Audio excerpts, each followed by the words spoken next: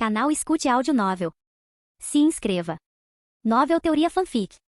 Fanfic Naruto, Akira Uchiha, o Gênio. Parte 7. Capítulo 57. Mary Geoise. Todos os presentes em Mary Geoise observaram em silêncio enquanto as 4 pessoas que cercavam Ace se retiravam. Uma a uma, a distância foi criada. O campo de batalha se alargou até que apenas 2 figuras, São Figar Shabrock e o almirante Kizaru, permaneceram diante dele, enquanto o restante estava a mais de 100 metros de distância. A verdadeira essência. 5 anciãos, 4 cavaleiros de Deus. E Aramaki. Ace olhou para eles e sorriu. Para todos que assistiam, aquele sorriso significava alívio. Um homem foi poupado. Um pirata teve permissão para viver. Eles estavam errados. Sem aviso prévio, o Haki do Conquistador emanou de Ace. O ar ficou tenso. A respiração falhou. Até mesmo os presentes, almirantes, anciãos e cavaleiros dos deuses, sentiram um desconforto inconfundível percorrer suas espinhas. No entanto, ninguém caiu. Todos ali eram poderosos o suficiente para resistir. Muitos deles possuíam Haki do Conquistador, o que tornou tudo estranho. Por que agora? Por que divulgar aqui se a intimidação não funcionaria?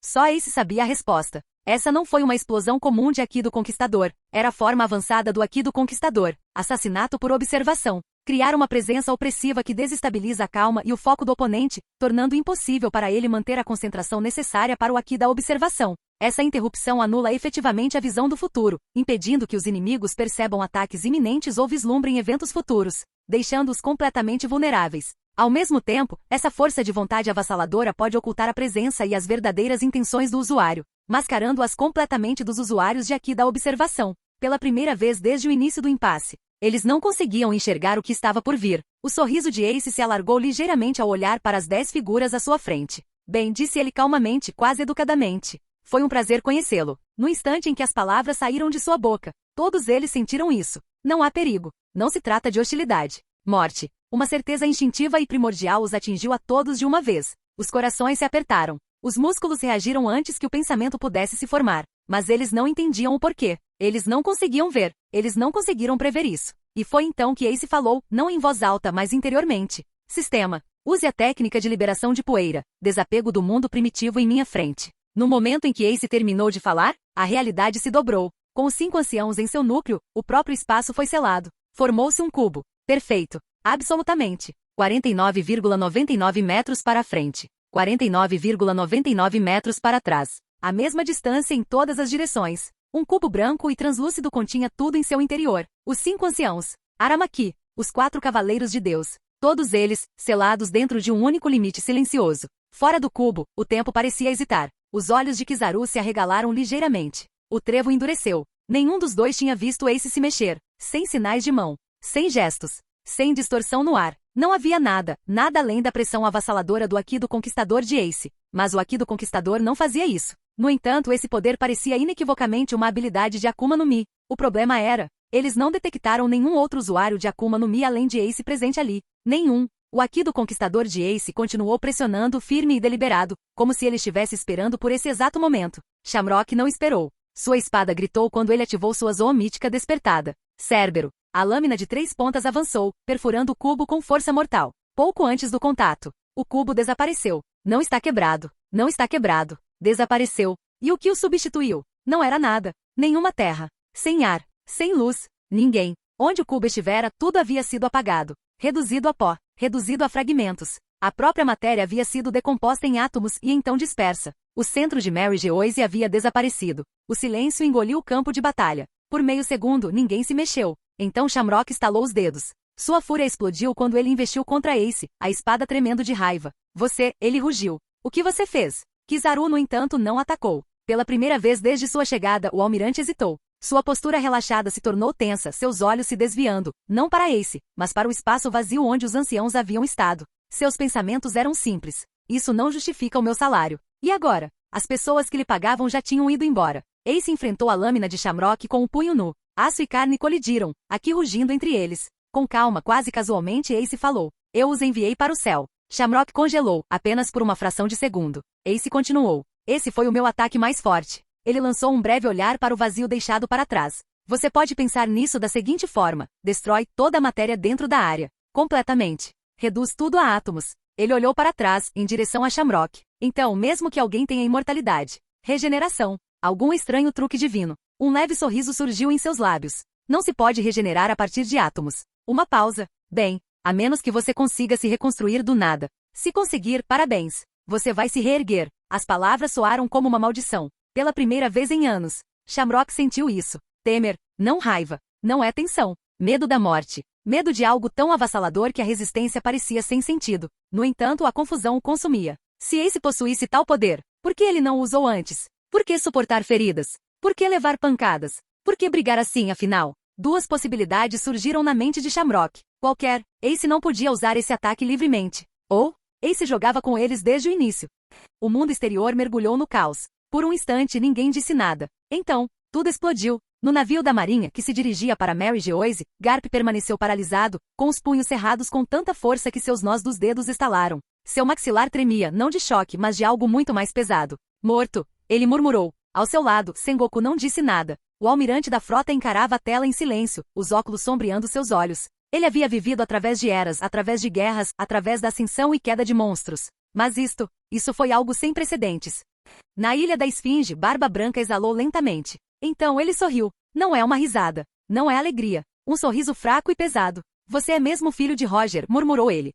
Em todo o mundo, as cidades entraram em erupção. Civis gritaram. Os nobres entraram em pânico. Os reis se trancavam atrás de muralhas. Pela primeira vez na história, dragões celestiais foram mortos em Mary Geoise durante uma transmissão ao vivo. Não foi assassinado nas sombras. Não foi apagado silenciosamente. Eles haviam sido executados, ao vivo, diante do mundo inteiro. E pior, eles eram os mais fortes entre eles. Os chefes do governo mundial. Os 5 anciãos. Não restaram corpos. Não há provas a negar. Nenhuma mentira serve para encobrir a verdade. Eles tinham ido embora. Completamente. O mundo estremeceu. Na própria Mary Geoise, os dragões celestiais restantes gritaram de terror. Alguns desmaiaram. Alguns fugiram. Alguns agarraram seus escravos como escudos, repentinamente conscientes, pela primeira vez, de que a divindade não os protegia. Em todos os mares, almirantes, vice-almirantes e forças de elite mobilizaram-se instintivamente. Porque isto já não era política. Foi uma catástrofe de proporções mundiais. Se um dragão celestial fosse atacado, os almirantes se deslocavam. Mas e agora? O próprio sistema havia sido decapitado.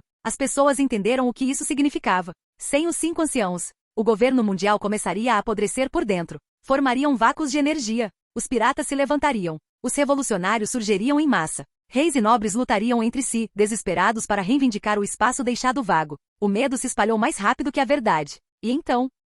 Os civis voltaram sua raiva para o exterior. Não nos dragões celestiais. Não no governo mundial. Mas na Ace. Ele os matou. Ele destruiu a ordem. Este é o sangue do rei pirata. Eles se lembraram das palavras de São Saturno. Eles se lembraram do nome. Porgas de Ace. Filho de Gold Roger. O homem que deu início à Era dos Piratas. E agora, eles temiam que Ace encerrasse essa era apenas para dar início a algo muito pior. Para os civis, a morte dos dragões celestiais não significou nada. Suas vidas não melhoraram. O sofrimento deles não havia desaparecido. O que eles viram em vez disso foi um caos. Mais piratas. Mais guerra. Mais tiranos. Aqueles que realmente os exploraram não foram apenas os dragões celestiais. Eram os reis. Os nobres. Os Shichibukais. Os piratas. E agora, essas mesmas pessoas lutariam para se tornarem os novos deuses. O mundo não viu um salvador. Eles viram uma faísca, uma arma poderosa o suficiente para queimar tudo. Passou-se mais 1 minuto. Apenas 3 figuras ainda lutavam no campo de batalha congelado. Trevo Figarlan Almirante Kizaru e Porgas de Ace, mas a luta já não tinha a mesma intensidade. Isso aconteceu porque todos diminuíram a velocidade. A menos 35 graus Celsius, o próprio campo de batalha havia se tornado hostil. O movimento tornou-se trabalho. Cada passo parecia pesado, como se o próprio ar resistisse ao movimento. Os músculos enrijeceram. A velocidade de reação diminuiu. Até mesmo a circulação de aqui parecia lenta, como se o corpo lutasse para acompanhar a vontade. O metabolismo caiu drasticamente. Respirar doía. Cada inspiração era como facas geladas cortando os pulmões, raspando órgãos que não foram feitos para suportar tais temperaturas. Uma camada de gelo se formava a cada respiração, permanecendo no ar por um tempo anormalmente longo. A terra ao redor deles havia se tornado quebradiça. Ruas de mármore racharam sob mínima pressão. Torres que outrora resistiram por séculos se fraturaram com a mais leve onda de choque. As estruturas sagradas de Mary Geoise, símbolos de autoridade intocável, agora se estilhaçaram como vidro fino. Nesse exato momento, aconteceu. Uma onda colossal de Aki rompeu das profundezas de Mary Geoise. Não foi uma simples explosão. Não se trata da pressão do conquistador para dominar. Isso era algo mais antigo,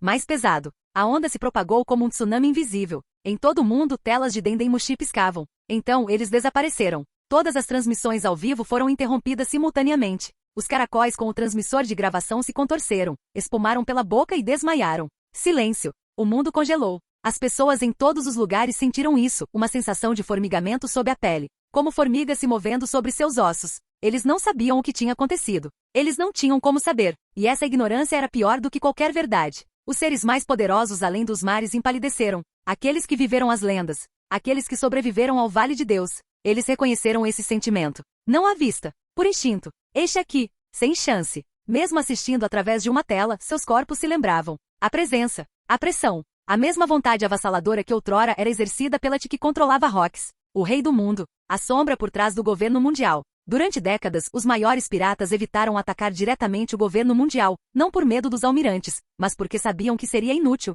Vale dos Deuses havia comprovado isso. Mas agora, eles queriam saber. Eles precisavam saber. Tinha esse pirata? Tinha Ace? Realizou mais um milagre? Teria ele conseguido o impossível novamente? É como se 10 seres de nível almirante e imperador tivessem sido apagados de uma só vez. Mas a tela permaneceu escura. A resposta lhes foi negada. De volta a Mary Geoise, o Aki desabou como um julgamento. Shamrock foi o primeiro a quebrar. Ele cambaleou para trás. Sua espada escorregou de sua mão. E então, ele se ajoelhou. Kizaru, por outro lado, recuou. Devagar, com cuidado, ele não se ajoelhou. Ele não atacou. Ele simplesmente se afastou do campo de batalha. Uma luz dourada tremeluzindo ao redor de seu corpo. Seu habitual sorriso preguiçoso havia desaparecido há muito tempo. O que restou em seus olhos não foi pânico, foi um cálculo. Isso não vale o salário, murmurou ele baixinho. Pela primeira vez na vida, Kizaru entendeu algo com clareza. Por trás do governo mundial, havia algo mais. E seja lá o que fosse esse algo, Ace tinha apenas roçado nele. Capítulo 58. Passaram-se 3 minutos. Eles passaram sem fazer barulho, sem fôlego,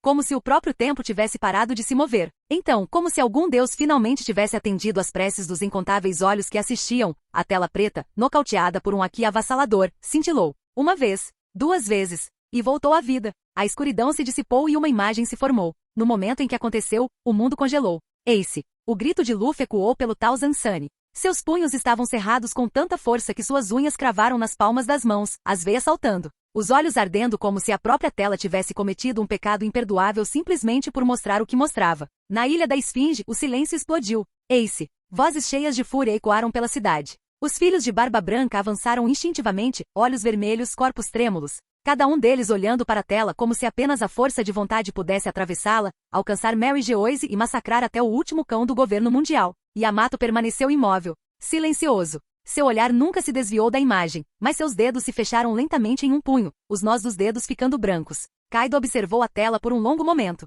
Então seus olhos se voltaram, apenas brevemente para Yamato, como se estivesse confirmando algo, algo que ele sentiu. Ele não se mexeu, ainda não. Ele queria ver o fim disso. E em algum lugar de sua mente, um pensamento surgiu, claro e profundo. Mary Geoise. Antes, isso era impossível. Gente demais. Mas e agora? Caos, vácuo, lacunas de poder não preenchidas. Talvez agora, pensou Kaido, eu finalmente possa ir lá. Talvez agora, eu possa morrer. Enquanto esse pensamento lhe passava pela cabeça, a tela estabilizou completamente. E a imagem ficou mais nítida. As pupilas de Kaido se contraíram. Pela primeira vez em muito tempo, ele ficou genuinamente chocado. Porque estar ali parado, essa silhueta, essa presença, ele já tinha visto aquilo uma vez antes, no Vale dos Deuses. Então você ainda está vivo, murmurou Kaido. Então ele riu, uma gargalhada profunda e violenta que fez o ar ao seu redor vibrar. O oruru hororo. Seus olhos ardiam. Mas eu não sou o mesmo que era naquela época. O Aki do Conquistador vazou, como um desafio lançado ao mundo inteiro. Desta vez, se o destino quisesse uma revanche, Kaido estava pronto para responder.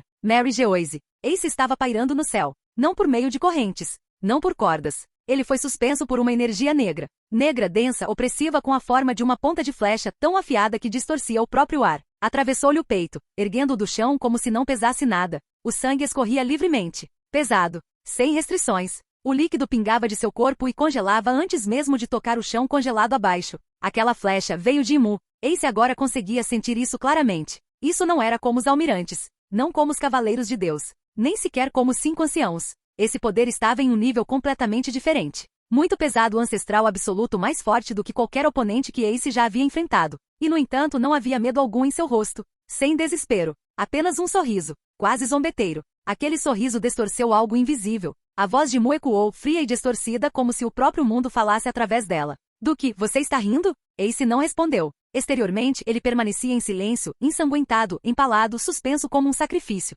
Mas por dentro, Ace estava fazendo cálculos. Não os ferimentos dele. Não a distância. Nem mesmo em Mu. Ele estava calculando a energia armazenada em seu coração. Sim, o coração dele. No momento em que Ace despertou sua Akuma no Mi, algo estranho aconteceu. Junto com o esperado aumento de poder, ele ganhou uma autoridade adicional, uma que ia além do próprio fogo. Ele passou a ter controle sobre o ambiente ao seu redor. Não metaforicamente e literalmente, seu despertar permitiu-lhe influenciar o ambiente e dobrá-lo à sua vontade, transformando o próprio campo de batalha em chamas. Seus ataques tornaram-se mais fortes, mais abrangentes, mais absolutos. Durante os últimos 2 anos, Ace pesquisou esse poder, e durante a batalha contra Fugitora, Ace despertou sua Akuma no Mi pela segunda vez. A princípio, ele não entendeu o que significava. Ele não sabia se aquilo era algo exclusivo dele, uma anomalia nascida das circunstâncias, ou se as Akuma no Mi realmente possuíam um segundo despertar que ninguém ainda havia documentado.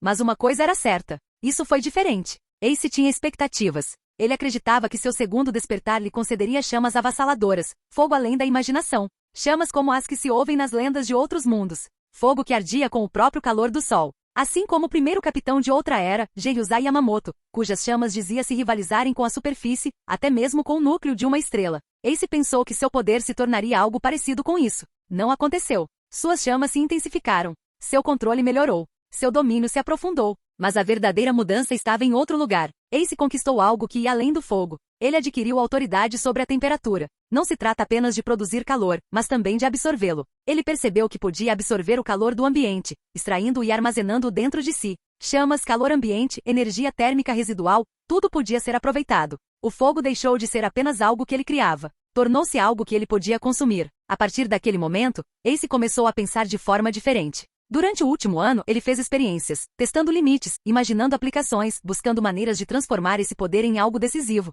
E foi durante esse período. Foi então que ele começou a entender o quão perigosa essa habilidade realmente era. E, eventualmente, ele criou uma técnica proibida. Uma técnica que, uma vez totalmente ativada, inevitavelmente o levaria à morte. Uma técnica que ele jurou que jamais usaria, a menos que o mundo o exigisse. Seu princípio era brutalmente simples. A absorção. Ace conseguia extrair energia térmica do ambiente ao seu redor, arrancando-a da matéria, do ar, da pedra, até mesmo da própria vida, e armazená-la diretamente dentro do seu coração. 3 quilômetros. Esse era o raio. Com Ace no centro, tudo dentro daquele alcance foi perdendo potência aos poucos, e cada fração de energia removida foi comprimido e selado dentro dele, armazenado, esperando. Quando chegasse a hora, Ace poderia liberar tudo de uma vez. Detone-o. O custo, porém, foi absoluto. Enquanto essa técnica estivesse ativa, Ace não conseguia usar suas habilidades de fogo de forma alguma. Sem chamas, nenhuma intangibilidade, sem regeneração através do fogo. Foi por isso, durante a batalha em Mary Geoise nos últimos minutos, Ace estava lutando sem sua Akuma no Mi. Foi por isso que ele levou golpes que não deveria ter levado.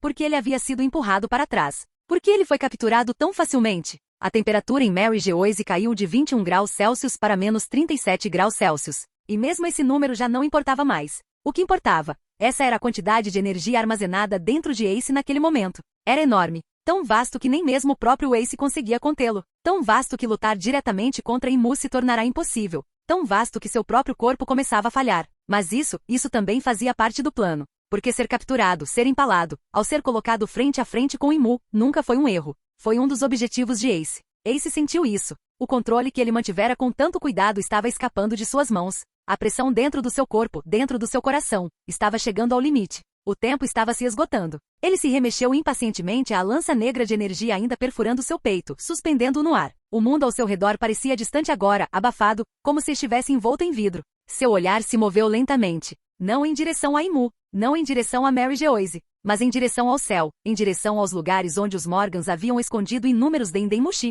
transmitindo este momento para o mundo inteiro. Ace sorriu, um sorriso genuíno. Bem, murmurou ele suavemente, quase casualmente, acho que é um adeus. Isso foi tudo. Por uma fração de segundo, dentro de Mary Geoise, do outro lado dos mares, em todas as nações que assistiam, as pessoas estavam prestes a reagir. Então, um som tão profundo, tão avassalador que não parecia uma explosão. Parecia que o próprio mundo havia sido atingido. A tela ficou completamente preta. Ace! Luffy gritou. Raiva, medo, negação, tristeza, tudo dominou de uma vez quando ele socou o convés do Thousand Sunny. Seus olhos estavam arregalados, injetados de sangue. Há poucos instantes, ele vira os olhos de Ace. Aquele sorriso. Essa foi a primeira vez que Luffy viu seu irmão com aquela aparência. E agora, nada. Sem imagem. Sem som. Sem respostas. Na Ilha da Esfinge reinava o silêncio. Todos os membros dos piratas do Barba Branca encaravam a tela escura, como se tentassem gravar aquela imagem final em suas almas. O último sorriso de Ace. Era tudo que lhes restava. Eles não sabiam o que Ace tinha planejado. Eles não sabiam nada sobre calor armazenado, técnicas proibidas ou o que realmente estava prestes a acontecer. Para eles, Ace havia se despedido. E morreu pelas mãos do governo mundial. Barba Branca levantou-se lentamente. O ar ao seu redor tremia. Todos, disse ele, com a voz rouca contida apenas pela força de vontade. Daqui a 3 horas partiremos da ilha Sphinx. Todas as cabeças se ergueram bruscamente. Os piratas do Barba Branca, continuou ele com os olhos brilhando, declara guerra ao governo mundial. Uma pausa. Mesmo que morramos, nós os afogaremos em nosso próprio sangue. Nenhum pirata hesitou. Ninguém se opôs a ele. Na verdade, a intenção assassina deles ardia com mais intensidade do que a do próprio Barba Branca. 3 horas. 3 horas para atracar navios, reunir suprimentos e se preparar para a guerra. Nenhum deles se importou. Eles queriam velejar agora. Os 16 comandantes estavam juntos, olhando para o céu, para a lua, como se Ace os estivesse observando de lá. A 10 milhas náuticas de Mary Geoise, um navio da marinha derivava silenciosamente. Garp estava na beira do precipício, com os punhos cerrados com tanta força que tremiam. Lágrimas ameaçavam brotar de seus olhos, mas sua expressão era de pura fúria. Sengoku deu um passo à frente e agarrou o braço de Garp, impedindo-o de pular no mar e avançar diretamente em direção a Mary Geoise. Não faça isso, disse Sengoku em voz baixa. Garp não respondeu. Há alguns segundos pela primeira vez, Imo hesitou. O sorriso de Ace era falso. Não foi um pedido de demissão. Não era desespero. Foi aceitação. E isso a aterrorizou. Durante centenas de anos, Imo esteve acima dos reis, acima dos deuses, acima da própria história. Apagou nações, silenciou eras, esmagou lendas antes que pudessem florescer. Mas agora, uma sensação percorreu sua espinha. Frio afiado temer, seus olhos se arregalaram ao finalmente sentir. Algo se acumulando, algo vasto e instável, algo que não deveria existir dentro de um corpo humano. A fúria de Imo explodiu. Você se atreve? Ace não respondeu. Ele não precisava. A resposta foi a luz. Um clarão ofuscante, puro, absoluto, apagou o próprio som. Por uma fração de segundo, o mundo perdeu a cor, perdeu a forma, perdeu o sentido. Então, detonação. Ace tornou-se o centro da aniquilação. Mary Geoise desapareceu. Não está quebrado. Não foi destruído. Apagado. A terra sob Ace deixou de existir num instante, a matéria colapsando sob uma energia impossível. Pedra, aço, palácios, armas, tudo num raio de 2 quilômetros foi transformado em nada mais do que luz e calor em expansão. A Headline gritou. Uma enorme parte dela foi obliterada, despedaçada como se um deus tivesse desferido uma lâmina na espinha dorsal do mundo. Montanhas foram arrancadas e vaporizadas antes mesmo de poderem cair. O céu pegou fogo. Bem acima das nuvens, formou-se uma esfera colossal de brilho ofuscante, um segundo sol. Por um momento terrível, o mundo pensou que o amanhecer havia chegado mais cedo. Nos mares, Luffy congelou. Seu corpo se moveu antes de sua mente, sua cabeça ergueu-se bruscamente, os olhos fixando-se no horizonte. Lá, no lugar onde Mary Geoise deveria estar, um sol queimou. Incandescente. Em expansão. Rugindo silenciosamente pelo céu. Gás e plasma espiralavam para fora em ondas violentas, as nuvens se desintegrando à medida que a própria atmosfera era dilacerada. A 10 milhas náuticas de distância, Sengoku ficou olhando fixamente. Sua mente se recusava a processar o que seus olhos estavam vendo. Isso é, impossível, sussurrou ele. Garp não disse nada. A onda de choque os alcançou. O mar foi forçado a recuar. A água subiu a uma altura normal, depois evaporou num instante, transformando-se em imponentes paredes de vapor. O próprio oceano recuou como que aterrorizado. Navios da marinha foram arremessados como brinquedos, seus cascos rangendo sob a pressão do impacto. Ondas com quilômetros de altura se formaram, expandindo-se em anéis de destruição cada vez maiores. Tudo que está em frente àquela luz tinha sido aniquilado. Não conquistado. Não derrotado. Apagado. E no centro de tudo, onde Mary Geoise ficava antes. Não sobrou nada. Apenas ar em chamas. Apenas silêncio. Apenas a imagem residual de um homem que sorriu, e escolheu como o mundo se lembraria dele. Canal Escute Áudio Novel. Capítulo 59. Haviam-se passado 7 horas desde a explosão. 7 horas se passaram desde que o mundo mudou. Agora, aproximadamente 30 navios de guerra da marinha flutuavam em formação sombria diante da Headline. Ou melhor, antes do que restava dele. O lugar onde Mary Geoise ficava antes havia desaparecido. Não foi destruído. Não está arruinado. Evaporado. A própria Headline havia sido dividida em duas, uma cicatriz impossível esculpida na espinha dorsal do mundo, onde antes a terra sagrada conectava o céu e o mar. Agora havia apenas um vasto vazio. As duas metades da Headline se encaravam através do ar vazio, separadas pela aniquilação. No navio almirante dos fuzileiros navais, o silêncio pesava mais que o ferro. Sengoku estava no convés da frente. Ao lado dele, Garp, Tsuru, Aokiji, Akainu. Os 5 encararam a enorme ruptura na Headline com expressões de descrença. Seguindo toda a lógica, isso não deveria ter sido possível. O núcleo da explosão, a detonação final de Ace, tinha um raio de apenas 2 a 3 quilômetros. Isso por si só nunca deveria ter sido suficiente para romper a própria Headline.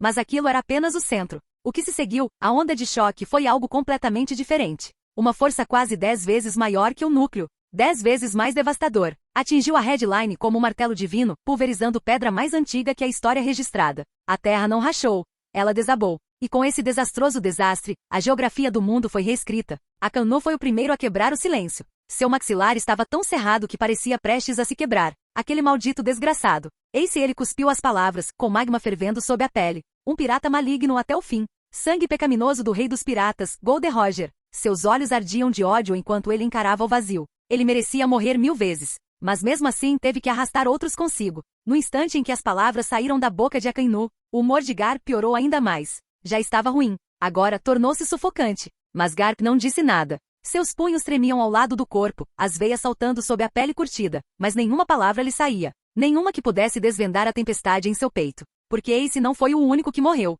Mary Geoise estava repleta de fuzileiros navais. Milhares deles. E entre os mortos, Kizaru, um almirante. Embora Garp não fosse particularmente próximo dele, eles lutaram juntos. Sangraram juntos. Serviram sob a mesma bandeira por décadas. Camaradas. E sabendo que Kizaru havia morrido, especialmente pelas mãos de seu próprio neto, algo profundo e distorcido estava dentro de Garp. Sua expressão tornou-se ilegível. O que ele deveria lamentar? Ace, o menino que ele criou, repreendeu, protegeu, falhou? Ou Kizaru, um colega fuzileiro naval que havia lutado ao seu lado no campo de batalha por anos? Ou os milhares de fuzileiros navais estacionados em Mary Geoise, apagados num instante? Ou as dezenas de milhares de escravos? Pessoas cujos nomes jamais seriam lembrados. Pessoas que morreram sem nunca terem provado a liberdade. Para Garp, até mesmo a morte de inúmeros dragões celestiais, até mesmo a queda de figuras poderosas dentro do governo mundial, jamais seria possível compensar as mais de 10.000 vidas que foram perdidas. A dimensão daquilo o devastou. E assim, Garp ficou ali parado, encarando o vazio sem dizer nada,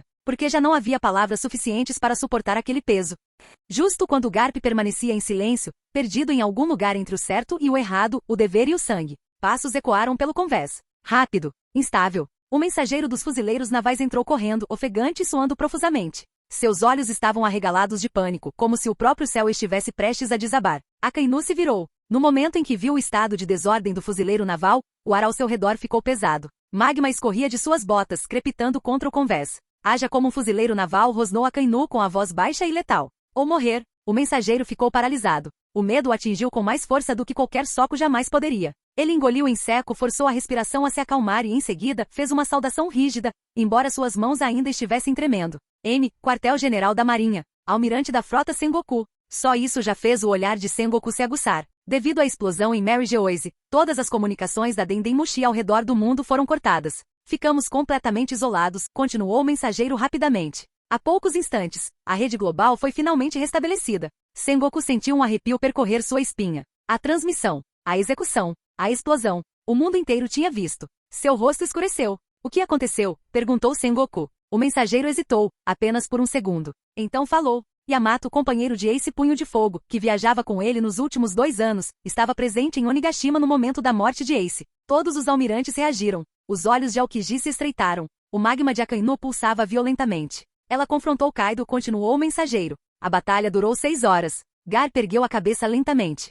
E, com a derrota de Kaido, disse o fuzileiro naval com a voz rouca, Kaido declarou publicamente Yamato como seu sucessor. O silêncio se abateu como um trovão. O quê? Disse Akainu bruscamente. Yamato agora se tornou o capitão dos piratas das 100 feras. Uma onda de choque percorreu o convés. Todos sabiam que Yamato era forte, uma força digna de um pirata com uma recompensa entre 2 e 3 bilhões. Mas um Yonkou? Kaido? Derrotado? Sengoku fechou os olhos por um instante. Então os abri. Continue, ordenou ele. O mensageiro engoliu em seco, reunindo a pouca coragem que lhe restava. Os piratas das 100 feras declararam guerra aos remanescentes do governo mundial e aos fuzileiros navais. A atmosfera mudou instantaneamente. Se momentos atrás os fuzileiros navais estivessem solenes, agora eles estavam com frio, preto. A fúria fervilhava sob uma aparência disciplinada. O governo mundial não havia caído nem por um único dia. E já, todos estavam mostrando as presas. O maxilar de Sengoku se contraiu. Prossiga. O mensageiro assentiu rapidamente com a cabeça. A frota das 100 feras já partiu. Previsão de chegada, 3 dias. Ele fez uma pausa. Esperei. Então falou devagar, com voz grave. Os piratas do Barba Branca também declararam guerra. Isso me afetou mais do que o resto. Eles anunciaram que irão afogar as forças restantes do governo mundial em sangue, para vingar Porgas de Ace. Ninguém falou. O oficial da Marinha prosseguiu, com a voz rouca de tanto relatar desastres. O quartel-general da Marinha confirmou novas movimentações, disse ele. Os piratas da Big Mom e os piratas do Ruivo deixaram seus territórios no Novo Mundo. Isso tornou o silêncio absoluto. Nossa divisão de inteligência rastreou suas rotas, continuou o oficial. O destino deles foi previsto e verificado. Ele ergueu a cabeça lentamente. Eles também estão se dirigindo para a primeira metade da Grand Line. Por aqui. Ninguém falou. Os 4 imperadores estavam em movimento. 2 deles, os remanescentes de Barba Branca e os Piratas das Feras, já haviam declarado guerra aberta aos fuzileiros navais e aos remanescentes do governo mundial. Big Mom? Não havia muita dúvida. Ela seguiria. Quanto aos Piratas do Ruivo, esse era o problema. Eles eram a anomalia. Mas confiar em Shanks, o Ruivo, nunca tinha sido uma opção. Agora não. Não depois de tudo. O oficial da marinha hesitou, uma ponta de hesitação cruzando seu rosto. Sengoku percebeu imediatamente. Continue, disse ele, embora todos os seus instintos gritassem para não ouvir o resto. O policial assentiu com a cabeça. Relatórios indicam que centenas de tripulações piratas, grandes e pequenas, de todo o mundo, estão convergindo para este local. Sua voz baixou. Corre entre os piratas um boato de que após a destruição de Mary Geoise por Porgas the Ace, o governo mundial deixou de existir. As palavras atingiram como uma lâmina. Eles acreditam que não existe mais um governante do mundo. Uma pausa. E depois de observarem os movimentos dos 4 imperadores, eles declararam. O policial engoliu em seco. Que o próximo governante do mundo será decidido em 3 dias. Localização. O lugar onde Mary Geoise ficava. Silêncio. Isso não era mais apenas uma guerra. Isso representou o colapso da própria ordem. Se os fuzileiros navais falhassem aqui, o mundo se tornaria um inferno. A fúria finalmente explodiu. Akainu deu um passo à frente e socou o ar com o punho. O magma irrompeu com um rugido, formando punhos flamejantes gigantescos que rasgaram o céu e se chocaram violentamente contra a borda exposta da headline. Rochas derretidas explodiram, e pedaços de pedra ancestral desabaram no abismo abaixo. O mar tremeu. A respiração de Akainu estava pesada. Sengoku fechou os olhos por um breve instante. Então os abri. Continuar. O oficial da marinha obedeceu. Às 6 horas, disse ele, o chefe do Estado-Maior do Exército Revolucionário, Sabó, lançou um ataque a Dressrosa. Todos ficaram tensos. Recebemos a confirmação há 2 horas. Dom Quixote do Flamingo foi morto por Sabó.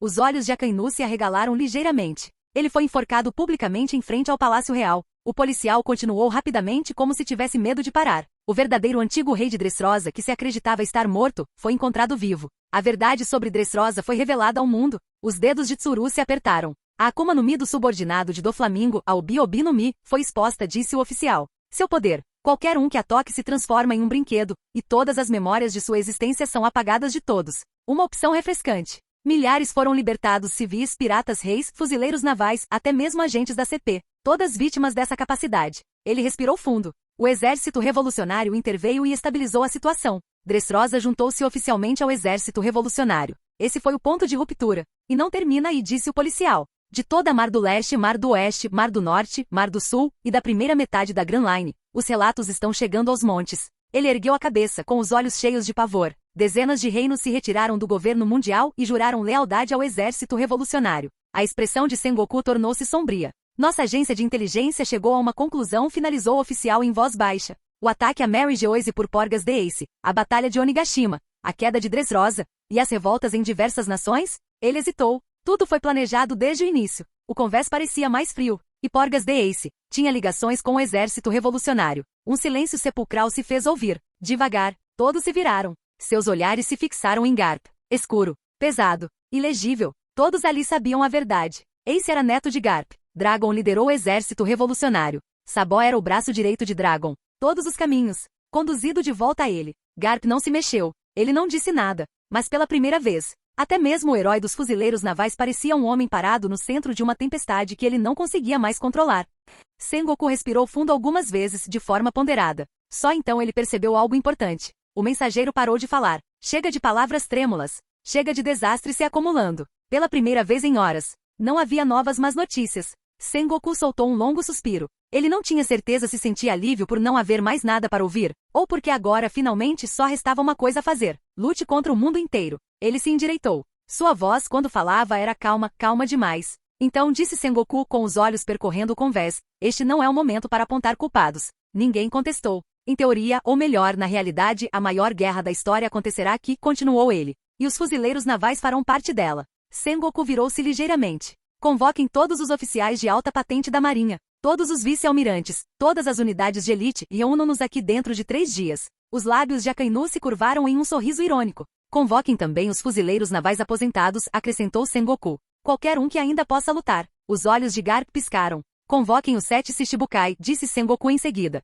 Ordenem que se apresentem aqui imediatamente. Aokiji franziu a testa, mas não disse nada. Todas as nações restantes que ainda são leais ao governo mundial devem emitir uma ordem de mobilização total. Exijam soldados, suprimentos e armas. Seu olhar endureceu. E deles um ultimato. Se eles se recusarem a apoiar os fuzileiros navais, então não poderemos mais garantir a segurança deles. Eles serão deixados para os piratas. As palavras foram brutais. Necessário. Por um instante, Sengoku ficou em silêncio. O vento varria o convés, trazendo consigo o cheiro de sal e cinzas. Então, ele falou novamente. Espalhe um boato entre os piratas. Todos se viraram. Anunciem que os piratas do Barba Branca e os piratas das 100 Feras são os que estão mais perto de se tornarem os novos governantes do mundo. Os olhos de Akainu se arregalaram ligeiramente. E se o resto dos piratas quiser o trono, continuou Sengoku, eles devem se unir e desafiar os 4 imperadores. Outra pausa. Deixe claro que os fuzileiros navais já estão bastante desfalcados. Que não somos um obstáculo. A batalha final é entre os piratas e os imperadores. Seguiu-se um silêncio. Sengoku se voltou para o oficial da marinha. Transmita esta informação ao quartel-general da Marinha imediatamente. Ele exalou. Daqui a 2 dias realizaremos a reunião final de alto nível dos fuzileiros navais. O policial imediatamente se pôs em posição de sentido. Sim, almirante da frota. Ele fez uma saudação militar, virou-se e saiu apressadamente. No momento em que ele desapareceu abaixo do convés, todos suspiraram aliviados. Devagar. Muito. Nenhum deles esperava que declarar guerra aos piratas do Barba Branca desestabilizaria o mundo de forma tão completa. E, no entanto, ali estavam eles, à beira da maior guerra que os mares já conheceram. Capítulo 60. 3 dias passaram num piscar de olhos. E agora? Na extremidade da primeira metade da Grand Line, o mundo prendeu a respiração. A maior guerra da história estava prestes a começar. Aproximadamente 170 navios da Marinha estavam reunidos do outro lado do mar. 170 navios de guerra dispostos em formação precisa. Seus canhões alinhados, velas esticadas, bandeiras tremulando ao vento. Vista de cima, a formação parecia uma parede de aço que se estendia pelo próprio oceano. Todos os fuzileiros navais ficaram em posição de sentido. Mãos nas armas, olhos fixos no horizonte. Eles estavam esperando que os piratas aparecessem. E eles não esperaram muito. Passaram-se apenas alguns minutos antes que o mar à frente se agitasse. Emergiu apenas um único navio. Não uma frota. Apenas um. Mas no momento em que apareceu, todos os fuzileiros navais ficaram em alerta, porque aquele navio transportava uma tripulação tão poderosa que deixava até mesmo os almirantes tensos. Os piratas do Ruivo haviam chegado. A Força Vermelha cortava as ondas com precisão, sua presença calma, avassaladora, inegável. Sem tiros de advertência. Sem provocação. Simplesmente parou a uma distância segura, perto o suficiente para ser visto, longe o suficiente para evitar conflito. Eles não se envolveram. Eles esperaram. Passaram-se alguns minutos. Então, o mar em outro horizonte começou a agitar-se violentamente. Sombras gigantescas emergiram das profundezas, e uma frota monstruosa avançou. Os piratas da Big Mom haviam chegado. Navios imponentes, designs grotescos, criaturas vivas agarradas aos cascos e velas, uma armada que irradiava loucura e terror. No entanto, assim como os piratas do Ruivo, eles não atacaram. Eles pararam. Eles esperaram. A intenção deles era clara. Primeiro, vamos reunir todos. Então, dívida ao bolo. Os fuzileiros navais. O mundo. Tudo. O ar ficou mais pesado. Passaram-se apenas mais alguns minutos. E de repente, o céu escureceu. As nuvens se moviam com uma velocidade anormal, bloqueando o sol em manchas irregulares. A luz diminuiu, e as sombras se estenderam por longas distâncias sobre o mar. Então, um som ecoou. Orororou, a maior guerra que eu estava esperando finalmente chegou.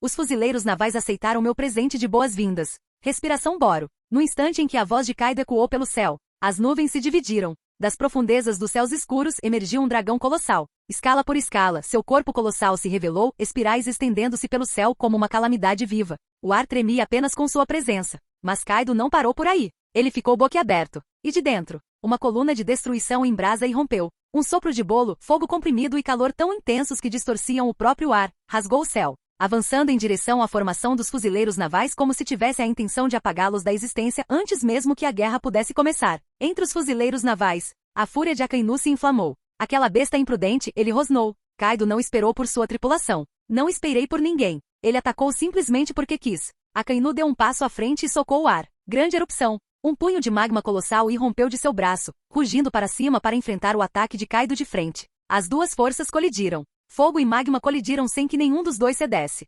Durante vários longos segundos, o céu gritou. Então, os ataques se anularam mutuamente. O que restou foi apenas água do mar fervendo violentamente abaixo, com enormes nuvens de vapor subindo ao ar à medida que o calor evaporava o próprio oceano no ponto de impacto. Kaido soltou um ronronar baixo e divertido. O orururoro. Ele não atacou novamente. Em vez de, debaixo dele, o mar se moveu. Dezenas de navios emergiram, formando uma composição. Os piratas das 100 Feras haviam chegado. Na proa do navio principal estava o Yamato. Ela olhou para a frota de fuzileiros navais com uma expressão calma, porém pesada. O momento em que uma das figuras centrais da armada inimiga se revelou, os fuzileiros navais ficaram tensos. Até mesmo vice-almirantes experientes engoliram em seco sem perceber. Os olhos de Akainu se fixaram em Yamato, e algo dentro dele se quebrou. Você? Magma explodiu sob seus pés. Num piscar de olhos, Akainu desapareceu de sua posição, cruzando o céu em direção a Yamato como um meteoro vivo. Ninguém interferiu. Não os fuzileiros navais. Não os piratas. Nem mesmo Kaido. Ele apenas observava com interesse.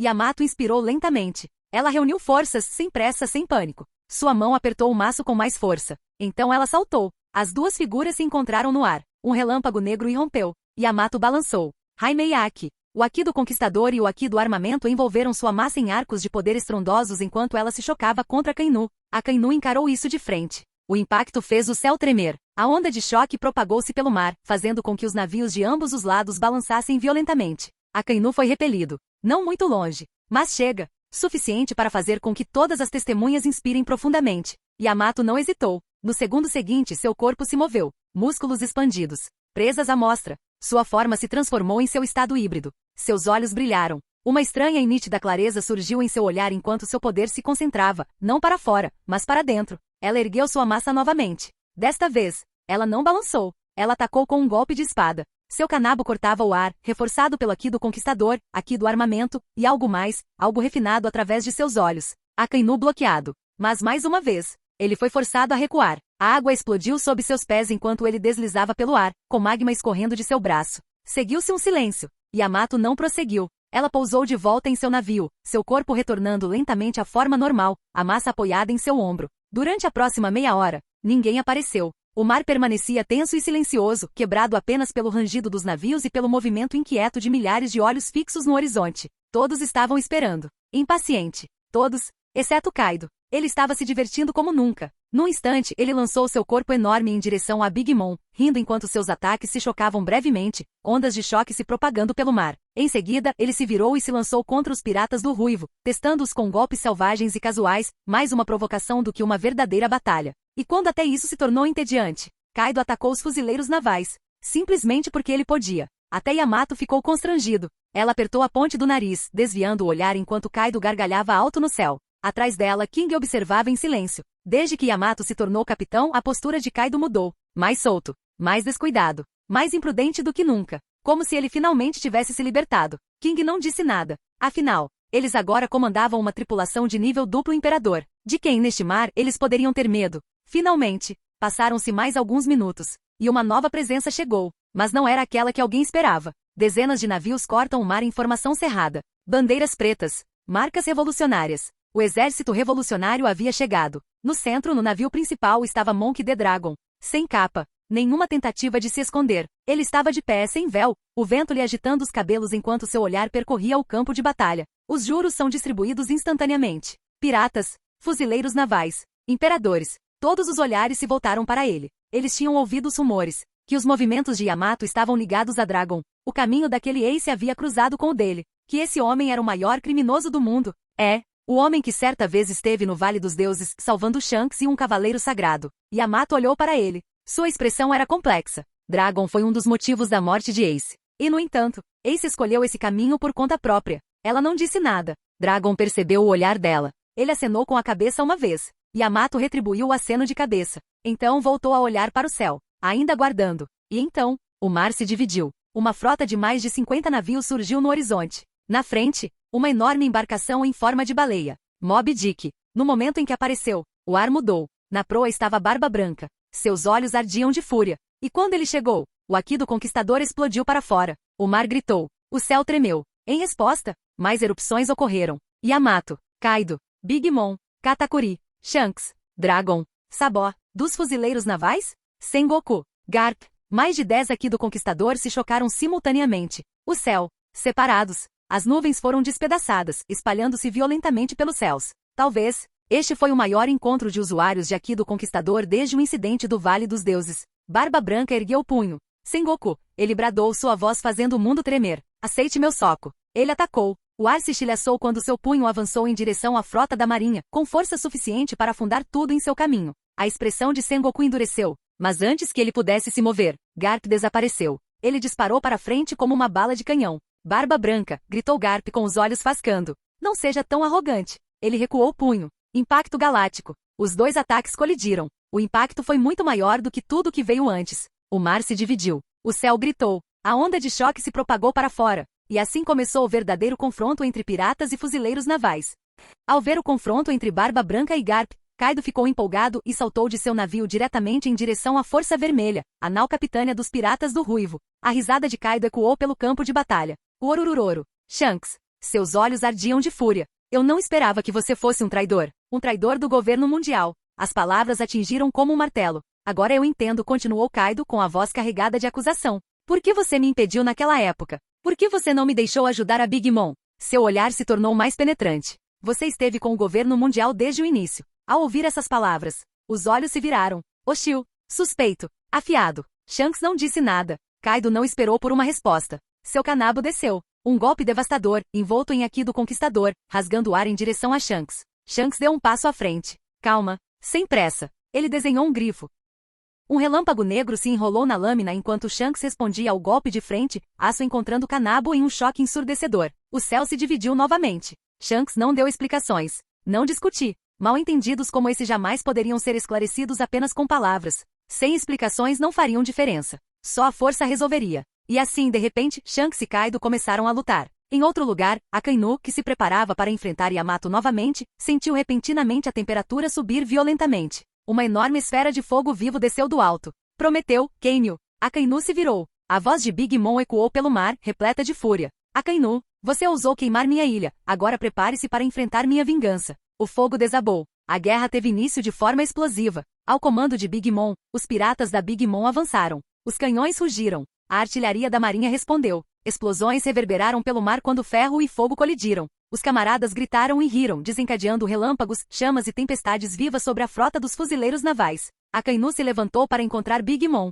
Magma e chamas colidiram violentamente, transformando o campo de batalha em um inferno. E então, Garp viu Kaido lutando contra Shanks ruivos. Algo dentro dele se quebrou. Se Shanks tivesse sido preso por ele naquela época, Luffy não teria se tornado um pirata. E talvez, Ace também não teria. Garp rugiu. Sengoku. Cuidem do Barba Branca. Seus olhos ardiam de raiva. Vou me vingar de Shanks. Ele desapareceu. O ar estalou atrás dele quando ele disparou para frente como um meteoro. Barba Branca piscou surpreso, então riu Gurarararahaya Garp. Você não mudou. Barba Branca voltou seu olhar para Sengoku. Sengoku, disse ele calmamente, mostre-me se sua força diminuiu ou não. O olhar de Sengoku endureceu. Se Garp tivesse sido o rival de Roger, então ele sempre fora de Barba Branca. Ele deu um passo à frente. Uma luz dourada irrompeu. Sengoku se transformou sua imponente forma de Buda erguendo-se sobre o mar, irradiando uma pressão avassaladora. Barba Branca respondeu imediatamente. Ele desferiu um soco. A própria atmosfera se estilhaçou. O céu gritou. Enquanto outro par de monstros de nível imperador se enfrentava, a guerra cruzou uma linha da qual não havia retorno. Enquanto os 4 imperadores lutavam entre si, algo estranho aconteceu. O vento mudou de direção. Condensou-se, distorcido, e assumiu a forma de uma figura humana. Monkey D. Dragon emergiu da tempestade, permanecendo calmamente na borda do campo de batalha, diretamente em frente ao navio de Aokiji. Kuzan olhou para cima. Então disse Dragon em voz baixa, sua voz levada pelo vento, já que todos estão brigando. Ele encontrou o olhar de Kuzan. Vamos brigar também. Kuzan suspirou. Cara, que problemático. Ele coçou a nuca, claramente desinteressado. Uma parte dele queria se deitar, deixar os outros destruírem o mundo e tirar uma soneca até que tudo acabasse. Mas então ele olhou em volta. Almirantes imperadores lendas, se ele permanecesse fora, daria a impressão de que os fuzileiros navais estavam com medo. Acho que não tenho muita escolha, murmurou Kuzan. O gelo rastejava sob seus pés. Muito bem, disse ele, erguendo o olhar. Vamos. No instante seguinte, ambos desapareceram. O vento rugia. O mar congelou e se despedaçou. E assim, Dragon e Aokiji deixaram o campo de batalha central, seu confronto abrindo caminho através do oceano. A 5 milhas náuticas de distância, o mar estava lotado. Milhares de diferentes navios piratas flutuavam juntos, tão aglomerados que pareciam uma cidade flutuante da ganância. Eles não haviam avançado antes por um motivo. O principal campo de batalha era um domínio reservado para almirantes e imperadores. Entrar cedo demais, e você ficaria arrasado sem nem mesmo entender como morreu. E pior, você atrairia a atenção de monstros. Então eles esperaram. Mas agora os sons chegaram até eles. Impactos estrondosos. Mares em explosão. O céu se abrindo repetidamente. A guerra havia começado. E com isso, oportunidade. Eles estão brigando, sussurrou alguém. Se formos agora, poderíamos matar um almirante enfraquecido. Ou um imperador. A ganância despertou. Alguns acreditavam se todos aqui caíssem, então eles poderiam se tornar o próximo rei dos piratas. o próximo governante do mundo. De um dos navios, um homem de olhos escarlates avançou. Uma recompensa de 1,5 bilhão estava sobre sua cabeça. Dor de olhos vermelhos. Ele ergueu a arma e riu. Vamos lá, piratas de dor. Pelo One Piece. Pelo rei do mundo. Os canhões rugiram. Velas desfraldadas. E assim, de repente, milhares de tripulações piratas, desde insignificantes com 10 milhões de belis até monstros com bilhões de belis, avançaram em direção ao campo de batalha. Capítulo 61. 6 horas passaram num piscar de olhos. O campo de batalha havia se transformado em um caos absoluto. Fumaça, fogo, gelo, vento, relâmpagos, tudo se sobrepunha. O mar estava repleto de destroços, mastros quebrados e cascos afundando. Gritos se misturavam com explosões e, a essa altura, ninguém conseguia mais distinguir quem estava lutando contra quem. Piratas entraram em conflito com piratas. Fuzileiros navais entraram em confronto com piratas. Antigos aliados se tornaram inimigos em meio à batalha. Um capitão pirata ficou paralisado. Em frente a ele estava Sabó com o cachimbo apoiado no ombro, o aqui circulando levemente em seu braço. Os olhos do capitão pirata se arregalaram. Segundo no comando do exército revolucionário, Sabó, hein? Vamos ver se você é digno do cargo. Capitão dos piratas do fundo do mar. Afunde o fundo do mar, recompensa 756 milhões de belis, vamos lutar. Nesse instante, um grito surgiu do nada, Sabó. Sabó, assustado ao ouvir seu nome gritado tão alto pelo campo de batalha, virou-se na direção da origem do som. Um navio familiar cortou o vapor e as chamas. Os Mil Sunny, no momento em que Sabó viu, ele reconheceu. Luffy. De pé na proa, Monk D. Luffy acenou com um largo sorriso, estendendo o braço bem alto. Vê-lo vivo, sorrindo e ali parado. Sabó retribuiu o sorriso, mas aquele momento durou menos que um instante. Ei! O rosto de afundamento do fundo do mar se contorceu de raiva. Você se atreve a me ignorar? Antes mesmo que Sabó pudesse se virar completamente, afundamento do fundo do mar avançou. Seus braços enormes escureceram instantaneamente, as veias saltando enquanto ele juntava os punhos, comprimindo o próprio ar. Esse era o seu estilo de luta. A razão por trás do seu nome. Cada soco tinha uma força capaz de destruir navios de guerra e arrastá-los diretamente para o fundo do oceano. Bum! Os punhos desferiram um golpe violento. Sabó reagiu instantaneamente. Ele girou seu cano de metal, revestido de aqui do armamento e completamente preto, e enfrentou o ataque de frente. A colisão enviou ondas de choque que se propagaram pelo mar, rachando a superfície sob seus pés. Por outro lado, o sorriso de Luffy desapareceu. Seu reencontro com o irmão foi interrompido. Algo estalou. Sem hesitar, Luffy mordeu o próprio braço. Quarta marcha, Homem-Cobra. Uma rajada de vapor escapou de seu corpo, que se transformou no ar. No segundo seguinte, Luffy saltou do Thousand Sunny, impulsionando-se para frente como uma bala de canhão, com os olhos fixos em afundamento do fundo do mar. Ele não estava pensando em estratégia, nem no campo de batalha, nem nas consequências. Ele só queria que aquela briga acabasse. Zoro e Sanji trocaram um olhar. Apenas 3 dias atrás, Luffy viu um de seus irmãos morrer. Depois disso, ele ficou inconsciente por dias. Mesmo agora, seu estado mental era frágil, mal se mantendo em pé. Eles entenderam imediatamente. Se o capitão quisesse chegar até seu irmão, então era dever deles abrir caminho. Zoro desembainhou as 3 espadas num único movimento fluido, estilo das 3 espadas. Ele saltou em direção ao navio dos piratas do fundo do mar Sanzen Sekai, Onigiri. Ao mesmo tempo, Sanji deu um passo à frente, com chama se alastrando ao redor de sua perna. Tique, arrumando briga com a família do nosso capitão? Ele desapareceu num borrão e reapareceu no ar, contorcendo o corpo e desferindo um chute devastador direto em direção ao sumidouro submarino. Os chapéus de palha entraram na batalha. 10 minutos depois, Sabó estava no convés do Thousand Sunny, observando em silêncio um enorme navio pirata desaparecer lentamente sob as ondas. O destruidor de barcos. O navio almirante dos piratas do fundo do mar, agora reduzido a destroços, rachado e quebrado, arrastado para as profundezas pela força combinada de Sabó, Luffy e os chapéus de palha. Ninguém sentiu arrependimento. No convés, Luffy se agarrava a Sabó, chorando abertamente, suas palavras saindo entrecortadas e ininteligíveis enquanto falava sobre Ace, sobre tudo que eles haviam perdido. Seus punhos tremiam, agarrando o casaco de Sabó como se soltá-lo ou fizesse desaparecer também. Sabó escutou em silêncio. Ele sentia o peito pesado. Ele já sabia da morte de Ace muito antes desta guerra. Sabia também o motivo. Ace havia feito sua escolha. Se Ace não tivesse atacado Mary Geoise, o governo mundial teria atacado os piratas do Barba Branca de qualquer maneira. Ace não tinha um plano em que todos sobrevivessem. E Sabó entendia isso. Ainda, o arrependimento persistia em seus olhos. Quem dera os 3 pudessem ter se reunido mais uma vez. Compartilhado saquê, rido, discutido, feito uma festa idiota como nos velhos tempos. Esse pensamento doía mais do que qualquer ferida. Após um tempo, Luffy finalmente afrouxou o aperto e enxugou as lágrimas com a manga. Ele olhou ao redor. O campo de batalha ainda estava em fúria.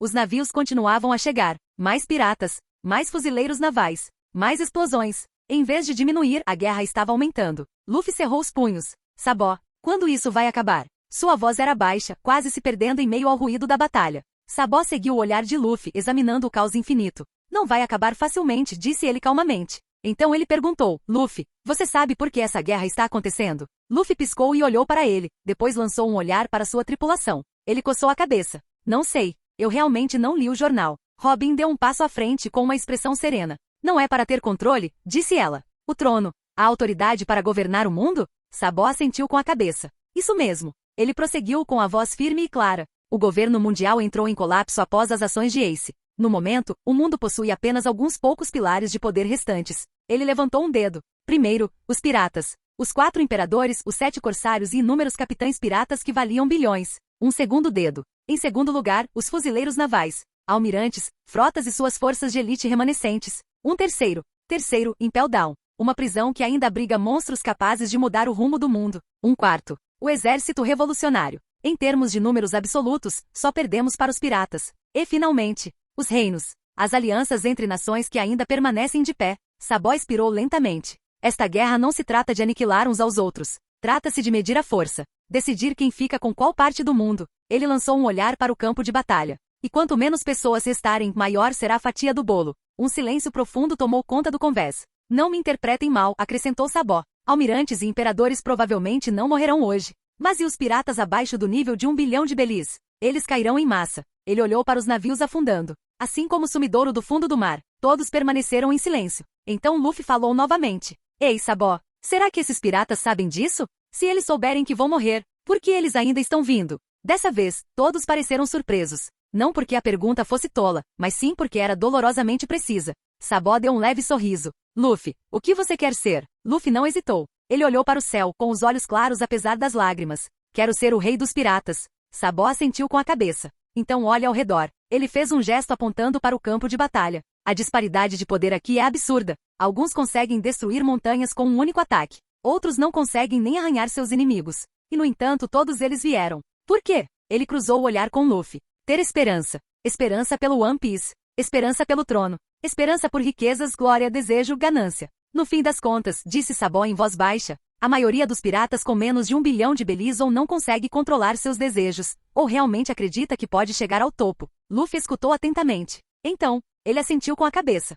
Passaram-se 4 dias. 4 dias desde o início da guerra. E agora, após 4 dias de caos ininterrupto, o campo de batalha finalmente silenciou mais uma vez. O mar estava calmo novamente de uma forma antinatural, como se estivesse exausto pela destruição que testemunhara. Navios destroçados flutuavam como cadáveres, alguns meio submersos, outros reduzidos a nada além de pedaços de madeira. A fumaça ainda subia em tênues rastros, mas o rugido da batalha havia desaparecido. Os fortes haviam parado de lutar. Uma a uma, as principais forças se retiraram para seus respectivos navios, cuidando dos feridos, contabilizando as baixas, avaliando as perdas, tanto as infligidas quanto as sofridas. Esta guerra não fora sobre vitória ou derrota. Era sobre provas. Sobre mostrar as garras. Luffy e os Chapéus de Palha passaram esses 4 dias lutando ao lado do exército revolucionário, ajudando Sabó a reprimir os grupos de piratas remanescentes que haviam enlouquecido após o desequilíbrio de poder. E nesses 4 dias, eles haviam ficado mais fortes. Não através de treinamento, mas sim através da sobrevivência. O combate real sempre mudava as pessoas mais rápido do que o treino jamais conseguiria. Assim como os 2 anos de treinamento de Luffy foram insignificantes comparados a algumas batalhas contra Kaido, a diferença era inegável. Finalmente Dragon se moveu. Seu navio avançou lenta e deliberadamente em direção ao centro do campo de batalha. Ao verem isso, as outras forças principais seguiram o exemplo. Em pouco tempo todo o movimento cessou. O mar entre eles tornou-se um terreno neutro. As 4 grandes potências se organizaram naturalmente formando um círculo imenso. De um lado, os 4 imperadores. De um lado estavam os fuzileiros navais. De um lado estava o exército revolucionário. E por último, a aliança entre poderosos capitães piratas e criminosos notórios que sobreviveram tempo suficiente para fazer diferença. Reinava o silêncio. Então Dragon falou. O exército revolucionário formará um novo governo. Sua voz era calma, firme. Quem deseja participar? O próprio mar pareceu parar. Ninguém respondeu imediatamente. Do lado dos fuzileiros navais, Garp lançou um olhar para Sengoku. O rosto de Sengoku estava rígido, conflituoso, sobrecarregado pela responsabilidade e por décadas de convicção. Finalmente, ele falou. Qual será a estrutura deste novo governo? Perguntou Sengoku. Dragon não respondeu diretamente. Em vez disso, ele olhou para Sabó. Sabó assentiu com a cabeça. Ele deu um passo à frente e retirou uma grossa pilha de documentos. Sem dizer uma palavra, começou a se mover, de navio para navio, de força para força. Navios revolucionários. Navios da marinha. Navios piratas. Embarcações do reino. Cada capitão recebeu um exemplar. Ninguém interrompeu. Passaram-se 10 minutos. As páginas foram lidas. Os olhos se estreitaram. As expressões mudaram. Finalmente, Sengoku fechou o documento e olhou para cima. Os fuzileiros navais se juntarão ao exército revolucionário, disse ele lentamente. Uma onda percorreu o campo de batalha. Mas continuou Sengoku, os fuzileiros navais servirão de escudo contra os piratas. Se realmente pretendem construir um mundo justo, então nós seremos a sua espada mais poderosa. Dragon acenou com a cabeça uma vez. Sem discussões. Sem comemorações. Então Dragon se virou. Seu olhar recaiu sobre os 4 imperadores, parando finalmente em Yamato. Yamato, disse Dragon, nosso acordo ainda está de pé? Yamato olhou nos olhos dele. Ela assentiu com a cabeça.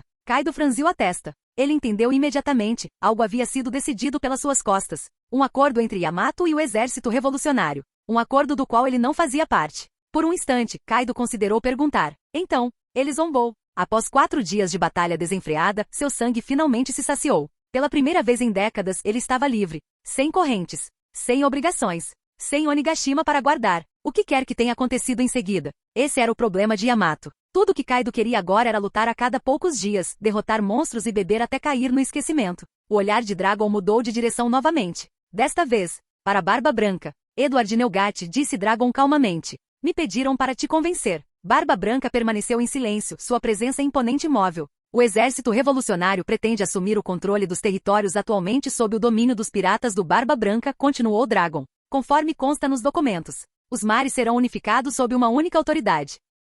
Sua tripulação pode se juntar a nós, ou não. A escolha é sua. A voz de Dragon suavizou-se ligeiramente. Você está ficando velho. Daqui a 10, 20 anos. Nem você sabe o que terá acontecido com os piratas do Barba Branca. Um silêncio se instalou após as palavras de Dragon. Então, finalmente, Barba Branca falou. A pergunta era simples. A morte de Ace teve algo a ver com você? Você forçou isso? Todos os olhares se voltaram para Dragon. Dragon baixou ligeiramente a cabeça, sombras cruzando seu rosto. Alguns segundos se passaram. Então, ele me conheceu há 2 anos, disse Dragon. Sua voz era firme, mas grave e encorpada. Mesmo antes de nos conhecermos, Ace já havia previsto a própria morte. Uma onda de repercussão percorreu as forças reunidas. Usando a observação futura, continuou Dragon, Ace viu tudo claramente. Ele sabia como terminaria. O mar permaneceu completamente imóvel. Há 2 anos, Ace veio até mim. E juntos, elaboramos um plano. Barba Branca cerrou o punho. Durante esses 2 anos, ele viajou pelo mundo exatamente como desejava. Sem arrependimentos. Sem hesitação. Então, quando o governo mundial declarou guerra a vocês, Ace parou de viajar. Dragon ergueu o olhar. No fim, foi a vontade dele. Uma pausa. Embora eu não negue que tive minha parcela de responsabilidade nisso. Ninguém falou. Dragon permaneceu em silêncio. Os comandantes de divisão dos piratas do Barba Branca olharam para o seu capitão. Qualquer que fosse a decisão dele agora, eles o seguiriam. Passaram-se alguns minutos. Então Barba Branca respirou fundo. Os piratas do Barba Branca foram dissolvidos. As palavras impactam mais do que qualquer terremoto. O choque se espalhou pelo campo de batalha. Os olhos de Marco se arregalaram. Josu congelou. Vista cerrou os dentes. Lágrimas brotaram nos olhos da tripulação. Eles esperavam muitas coisas. Ingressar no exército revolucionário, tornando-se aliados da nova ordem mundial. Mas e a dissolução? Isso era algo que nenhum deles havia imaginado. No momento em que as vozes estavam prestes a se elevar, Barba Branca ergueu a mão. Eu disse que se dissolveram, disse ele firmemente. Mas ouça com atenção. Ele sorriu. Vocês ainda são minha família. Cada um de vocês, meus filhos. A emoção transbordava em sua voz. A Ilha da Esfinge ainda é o nosso lar. Risos ecoaram fracamente enquanto Barba Branca continuava. Minha saúde está debilitada. Já lutei o suficiente. Então, estou me aposentando. A partir de agora, cada um de vocês escolhe o seu próprio caminho. Fiquem comigo na Ilha da Esfinge, ou viajem livremente pelo mundo. Esta decisão é para todos vocês. Por um instante, a tripulação pensou que ele os estava abandonando. Então, eles riram. Lágrimas escorriam pelo rosto de Marco enquanto ele dava um passo à frente. Pops, disse Marco, sorrindo apesar da tristeza. Então vamos transformar a Ilha da Esfinge em uma nova Mary Geoise. Um murmúrio se espalhou. Mas não a Mary Geoise do governo mundial, continuou Marco. Um lugar para piratas, pessoas abandonadas e órfãs. Uma cidade que aceita todos. As gargalhadas ficaram mais altas. O sorriso de Barba Branca se alargou. Gurararara. Isso soa bem. A tripulação pirata mais forte do mundo não caiu naquele dia. Eles escolheram a paz. E com essa decisão, a velha era realmente chegou ao fim. Fim do vídeo. Para acesso antecipado à continuação dos vídeos, ou para incentivar o canal, vire membro. Muito obrigado.